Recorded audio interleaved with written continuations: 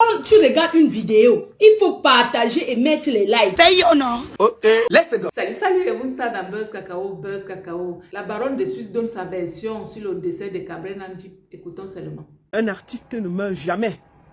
Il dort. C'est-à-dire? Je tiens à apporter certaines informations claires, nettes, précises. Je vais vous raconter sa journée. Je vais vous raconter ce qui s'est passé avant l'accident. Là, c'est un bon affairage là. Vraiment. Attendez, il m'assoit bien. Moi aussi. Au Congo, ça, c'est un peu pas louper ça. On t'écoute. Cabrel avait rendez-vous à l'ambassade du Canada à Yaoundé à 9 h du matin. La journée parce qu'il a fait l'accident le jeudi. Le mercredi à 23 h, Cabrel s'est rendu au carrefour Saint-Raphaël pour faire la copie. Vous allez comprendre pourquoi je vous raconte son parcours. Pourquoi? Parce que dans chaque situation que nous rencontrons dans la vie, c'est mon frère, c'est vrai, mais il faut qu'on tire les leçons. Quand un malheur nous frappe, prenons le temps de tirer les leçons de ces malheurs. Est-ce qu'on aurait pu éviter ça? Est-ce qu'on aurait pu bien faire? Est-ce que les choses se sont bien faites? Est-ce qu'on aurait pu éviter cet accident? Notre frère Cabrel est allé au carrefour Saint-Raphaël à Douala. Il a fait les copies de ses documents. Les gens ont dit qu'il est sorti. Il n'est pas sorti. Il allait se coucher. Cabrel n'est jamais sorti pour aller boire l'alcool. On t'écoute. Cabrel a dormi. À 5 h du matin, le gars qui devait voyager avec lui passe un coup de fil. Cabrel est en train de dormir. Il prend la moto. Il part de son quartier qui est à 10 minutes de là où Cabrel habite. Il arrive. Il cogne. Cabrel se réveille. Il sursaute. Il dit que mettez la valise. Ils ont donc pris 2-3 trucs. Ils ont mis dans la voiture. Le gars a chargé, Cabrel a chargé. Ils ont mis une petite valise avec tout ce qu'il avait besoin. Le gars s'assoit à côté dans la voiture. Il dit allons. Cabrel lui répond que mais toi tu pars. Il dit que mais attends, tu me demandes la question comment. Les gens voyagent souvent ensemble. Il dit que non, je ne veux pas que tu voyages. Le gars insiste. Bon, il dit que bon. Sauf que le gars se rend compte que le t-shirt qu'il avait sur lui est sale. Ils vont quand même dans une ambassade. Il lui dit donc que non. Mon t-shirt là est même sale. Il faut que je monte vite à la maison, changer le t-shirt. Le gars ressort de la voiture. Il monte à la maison pour changer le t-shirt. C'était vraiment les signes de Dieu. Quand ce n'est pas ton jour, ce n'est pas ton jour. Même si tu fais comment. Continue. Quand il arrive, il repart. Cabrel est en train de faire la manœuvre pour prendre la route. Il tournait la voiture pour partir.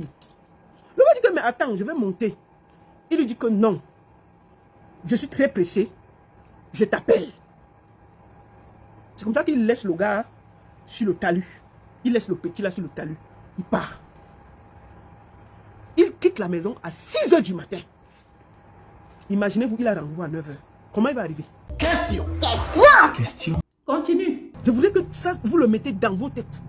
Il n'était pas sous quand il a pris la route. Il a fini de faire ses documents parce qu'il a discuté avec quelqu'un à 23 h. Il était assez rafraîchi, il a fini ses copies, il est rentré à la maison. Il ne devait pas voyager seul, il devait voyager avec le gars avec qui il voyage tout le temps. Le gars a dormi chez lui, Cabrel est rentré dormir à Kotor. Les gens ont dit que Cabrel avait bu le vin, il était sourd.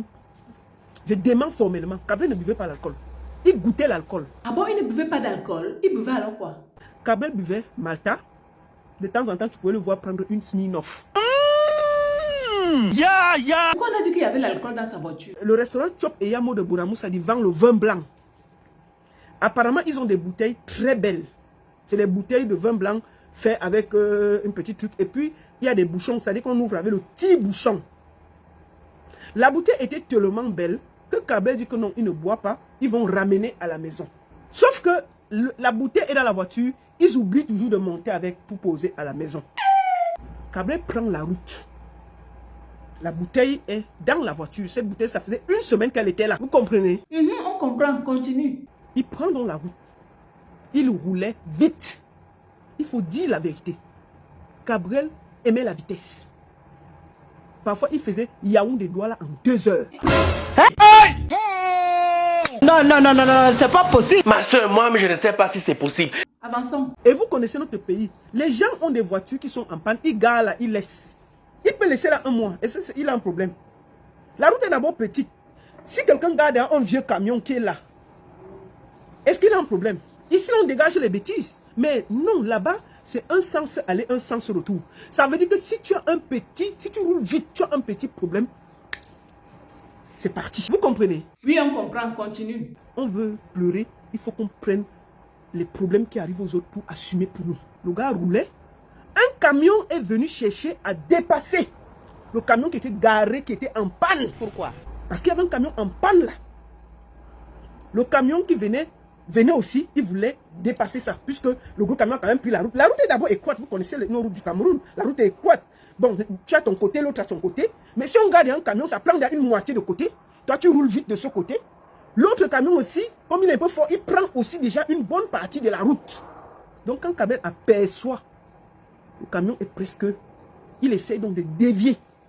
Il y a donc le camion, le vieux camion qui est garé là depuis, qui est en panne. Il ne pouvait plus rien faire. C'est comme ça qu'il touche ce camion, qui le projette. Voilà la vérité. C'est triste. Il y a un problème de route. C'est vrai.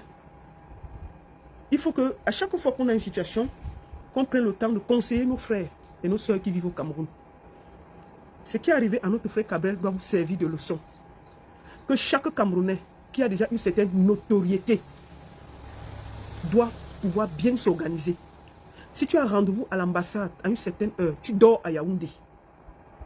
Tu dors à Yaoundé. Ce n'est pas un hôtel de 10 000 ou 20 000 qui pouvait dépasser Cabrel à payer. Tu arrives tranquillement, tu dors. Même s'il roulait, comment il va arriver? Parce qu'à Yaoundé, à 7 heures, il y a l'embouteillage. Comment tu vas arriver à l'heure à l'ambassade? Ce n'est pas possible. Même si tu roules, comment? C'est pas possible. La mère de Cabrel a fait un accident de circulation. Elle a fait un accident. Cabrel était très mal. Elle s'est blessée. Cabrel était vraiment mal. Elle a fait un accident de circulation. Moins de mois. Ce que je vous dis là.